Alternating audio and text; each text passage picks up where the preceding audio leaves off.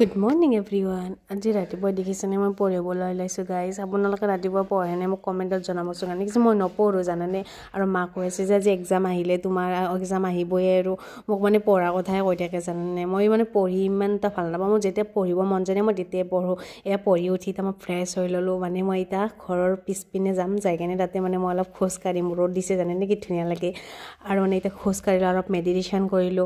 মানে মই মেডিটেশন কৰি বহুত ভাল পাওঁ দে গাইস মোৰ মাইন্ডটো বহুত কন্ট্ৰোল হৈ যায় আৰু মই মেডিটেশন কৰি ঘৰবিলাক সাফা কৰি কেনে এতিয়া মানে মই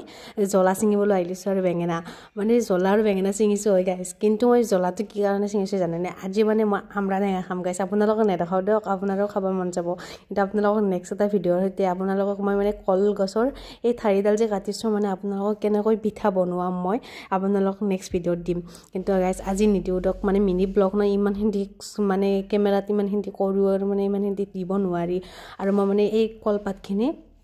গৰুটোক দি দিলো মানে তাই নাখায় চকচোন গাইস ইমান মই ৰিকুৱেষ্ট কৰিছো তাৰপিছত মই বাচনখিনি ধুই মানে ভাত বাঢ়ি ললো ভাত খাবলৈ কাৰণ ৰাতিপুৱা মই ভাত খাওঁৱে মই চাহ নাখাওঁ মানে চাহটো মই একদম বেয়া পাওঁ চাহ খালে মোৰ জানেনে গেষ্ট্ৰিক মূৰত ধৰে গাইস মই চাহ খাব নোৱাৰো সেইকাৰণে ভাত দুটামান খাই কেনে আৰু আজিৰ ভিডিঅ'টো ইমানতে সমাপ্ত কৰিছো আজি কাৰণে বাই